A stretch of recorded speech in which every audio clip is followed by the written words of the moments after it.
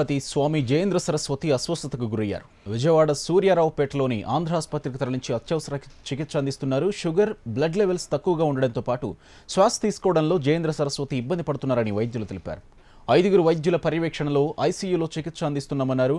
స్వామి జయేంద్ర సరస్వతి క్షేమంగా కోలుకుంటున్నారని, ఆందోళన చెందాల్సిన అవసరం లేదని వైద్యులు తెలిపారు.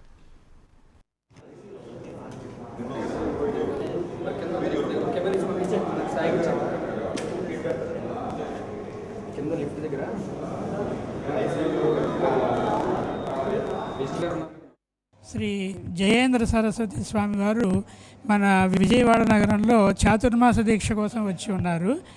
వారికి సుమారుగా 81 సంవత్సరాల వయసు ఉంటుంది.